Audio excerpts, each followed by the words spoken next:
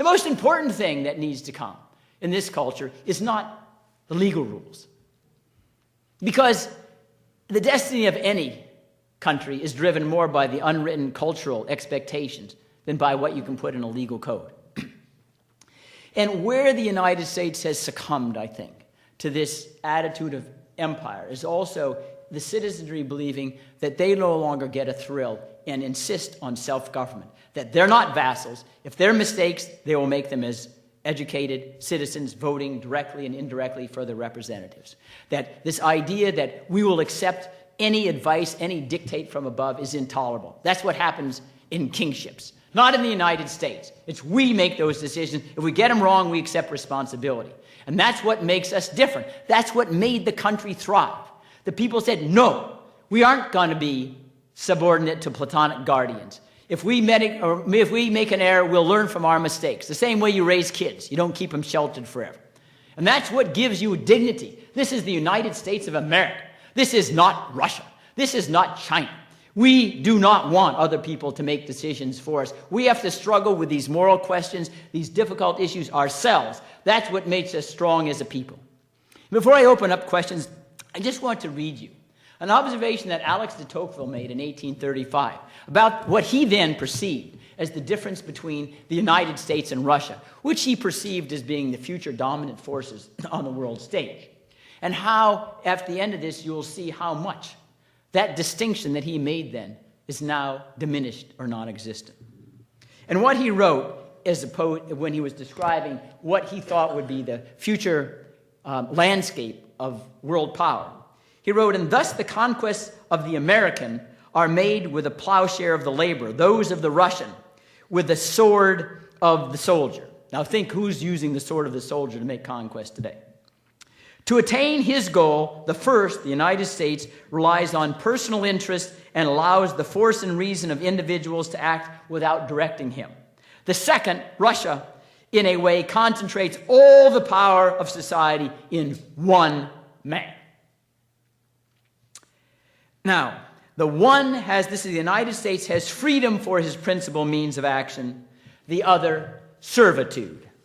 Now, it's quite unfortunate that distinction made by de Tocqueville is largely vanished today. We concentrate power in one man. Servitude, that's what Afghans have, right? We bomb your parties. We don't even count all the deaths that we inflict in Iraq or Afghanistan. We count our own, but theirs don't count for anything.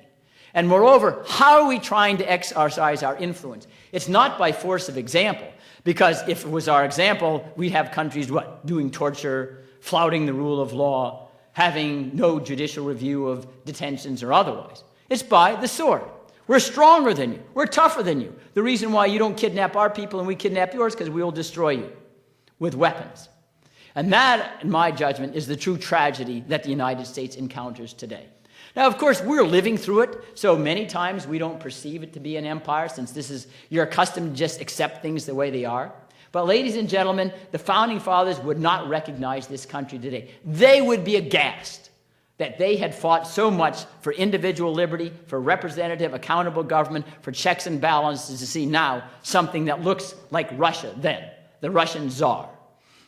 And if this is to be changed, it's you that have to change it. We have to get it built in to every conversation at schools, in classrooms, in dinner tables, say, no, we do not want this. We don't want to be the superpower, because our obligation is to ourselves and our posterity. To the extent we're a superpower, it's by example alone, period. And then we will be truly proud to be Americans and be different from every other empire. Thank you, and I'll accept questions now.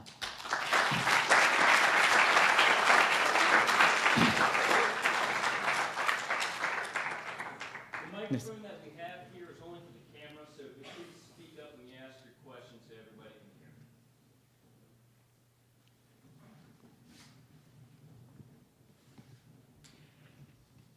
hear. Yes, sir. Thank you. I don't know if this is on. I assume it is. For your fine views.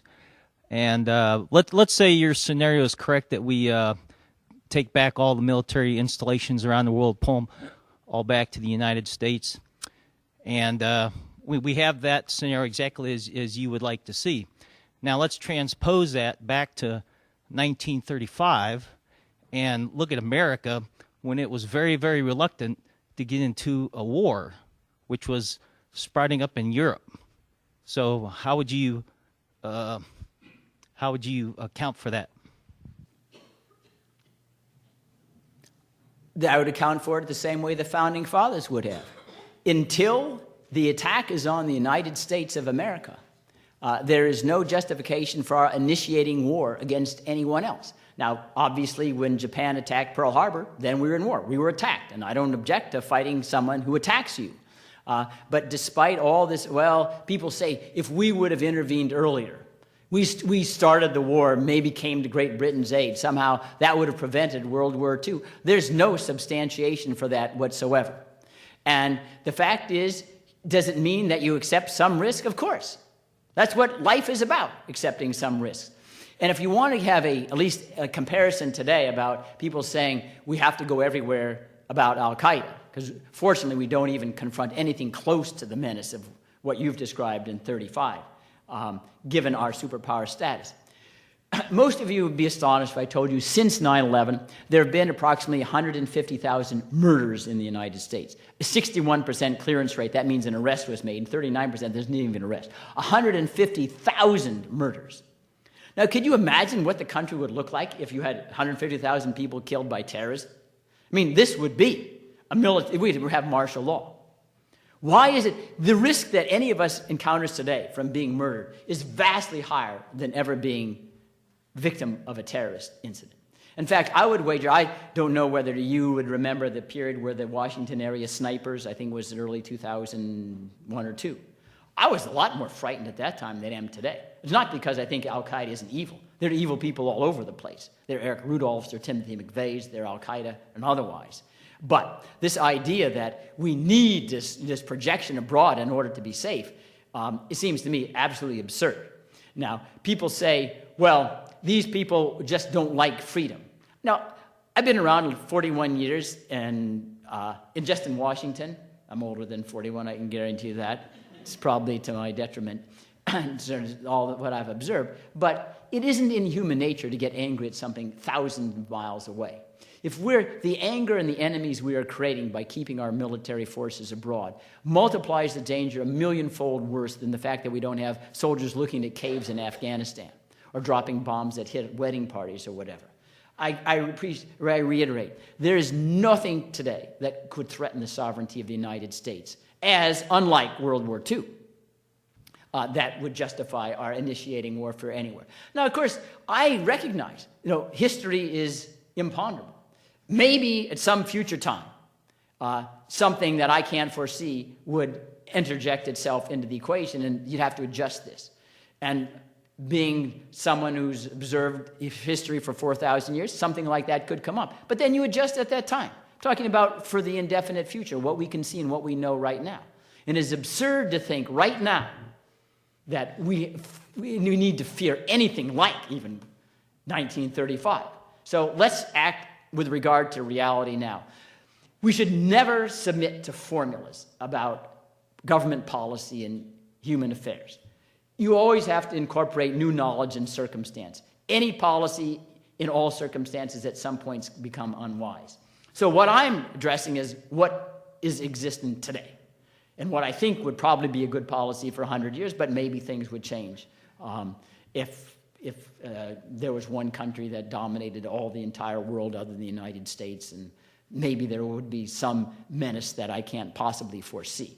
But right now, the critical dimension is we are empire, get these troops back here.